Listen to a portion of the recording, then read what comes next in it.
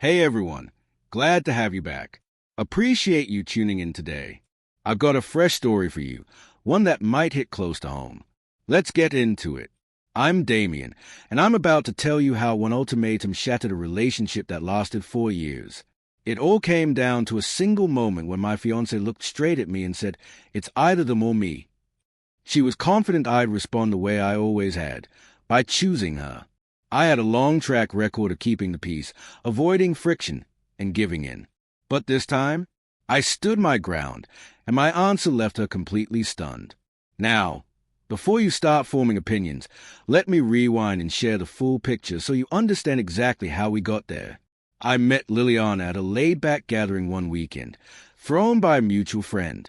She arrived with a group of women I hadn't seen before, and to be honest, they were all beautiful, so they instantly caught my eye.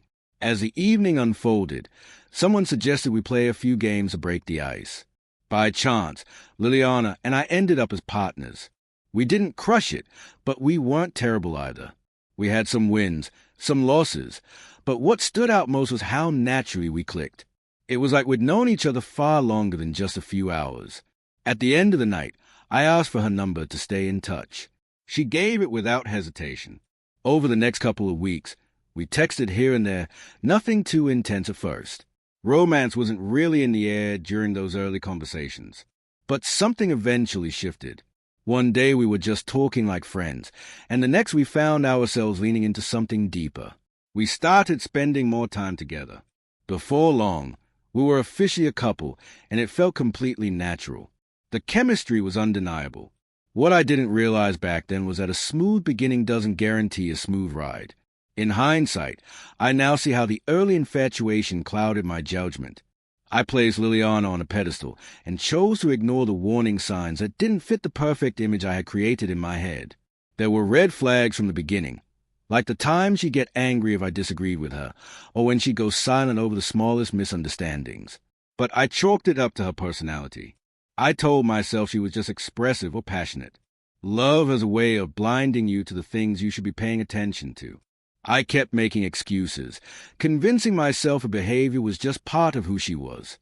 But as time passed, a clear pattern emerged. Her affection was never freely given. It was conditional. She never had to say it outright. When I went along with her ideas or didn't challenge her, she was loving, kind, and all in. But the moment I disagreed or offered a different perspective, it was like a wall went up. She'd turn cold, withdraw, and sometimes act like I wasn't even there. Other times, she'd drop sarcastic remarks or subtly guilt-trip me into questioning myself. Back then, I didn't realize what was happening, but I started to avoid disagreements altogether. I convinced myself it was better to let things slide than to argue. Slowly, I stopped voicing my opinions. I started agreeing to things that didn't sit right with me just to avoid the emotional fallout. I told myself I was being a good partner, that compromise was part of love. But the truth? I was constantly on edge, careful, cautious. I was shrinking to fit into the mold she wanted. The more I went along, the more control she gained. It didn't look like control on the surface. It came dressed as affection. It was wrapped in kisses, sweet words, and I just want the best for us speeches. You don't realize what's happening until you're in deep, wondering when exactly you stop being honest with yourself. And that's where I found myself. From the outside, things looked solid. We both had stable careers. Liliana worked in healthcare administration, and I was in corporate operations. But weekends were my escape, my time to breathe. Saturday mornings became my sanctuary. I co-hosted a podcast with two of my closest friends. What began as a fun side project quickly turned into something I genuinely looked forward to. We didn't have a massive audience, but the podcast was steadily gaining traction. More importantly, it gave me a space to be creative, speak my mind, laugh, and connect with people. It was the one place where I felt like myself. It was like therapy, except I didn't have to pay for it. That podcast became my escape, a place to breathe. But Liliana never appreciated it. At first, I didn't think much of her reactions. She'd roll her eyes whenever I brought it up, or say she was too drained to listen. When she did tune in, she'd offer a polite smile or nod at a few parts, but I could tell she wasn't truly engaged. I brushed it off, assuming it was just a matter of differing interests. No big deal, right? But that casual indifference slowly turned into something else. Anytime I mentioned the podcast or my co-host, her demeanor would change. She'd tense up, like the names alone irritated her.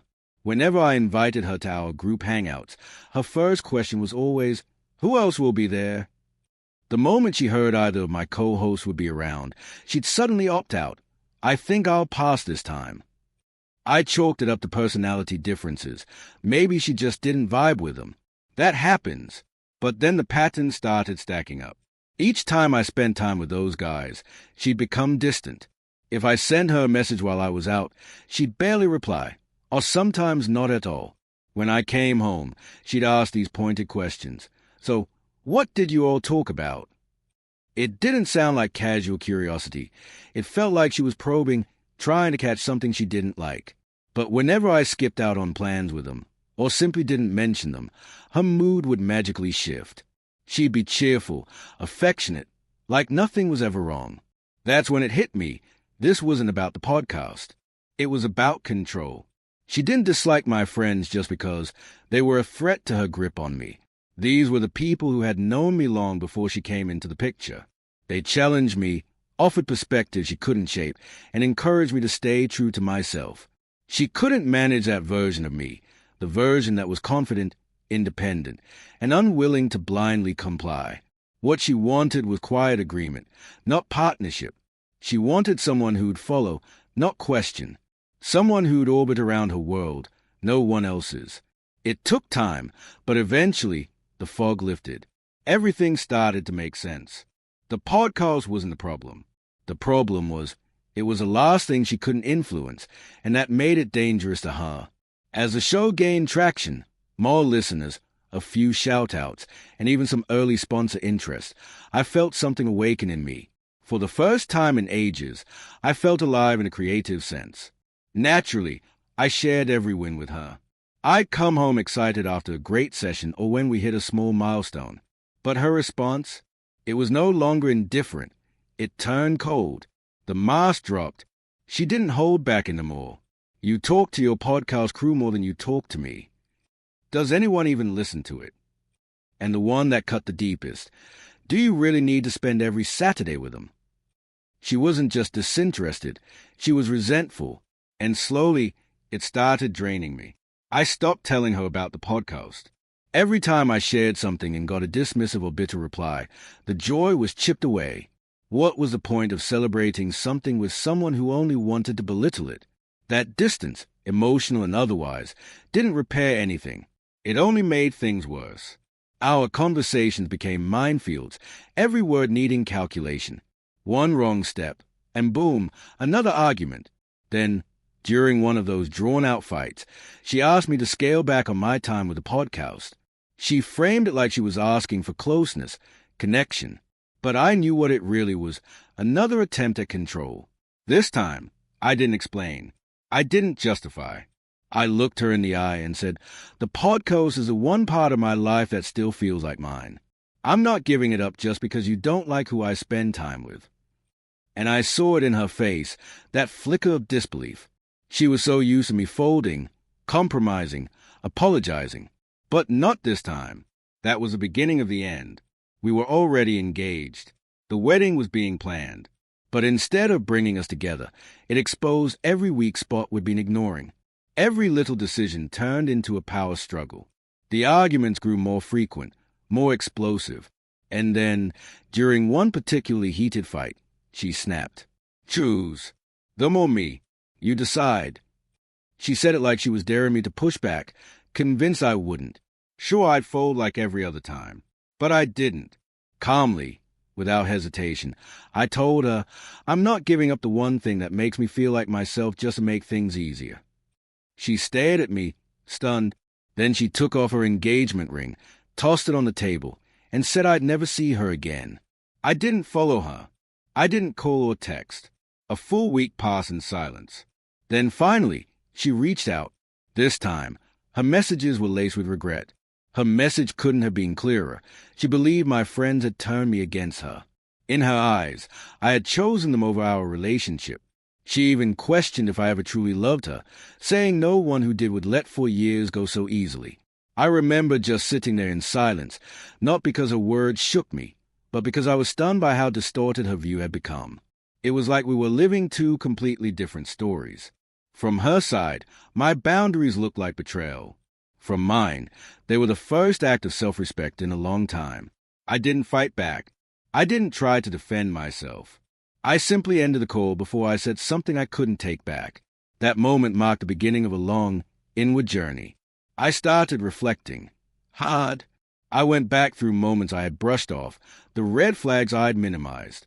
And suddenly, it all made sense. What started as love had quietly transformed into obedience. She didn't want understanding. She wanted agreement.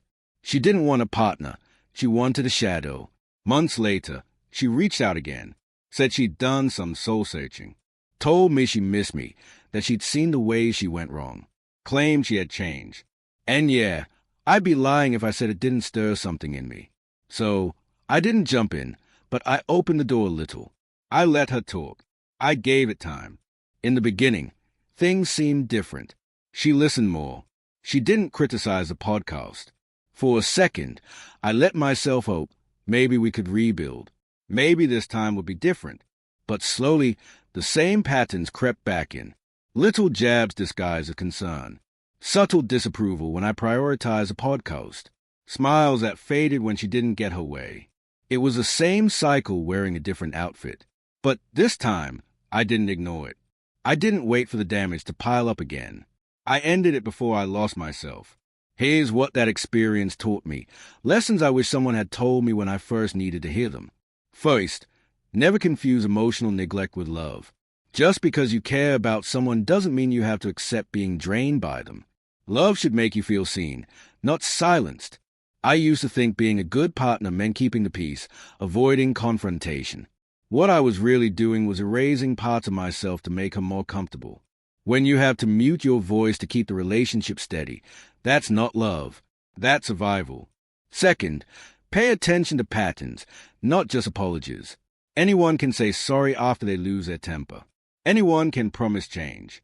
But real accountability lives in actions repeated over time, not in dramatic one-time gestures. I was so fixated on the potential I saw in her, the relationship I hoped we could have, that I ignored the reality in front of me. Apologies without growth are just manipulation in disguise. And lastly, when someone shows you their true feelings, believe them. Don't hold on to the version of them you created in your imagination. She showed me, time and again, that she didn't want a partner. She wanted control. And the second I stopped playing that role, the illusion shattered.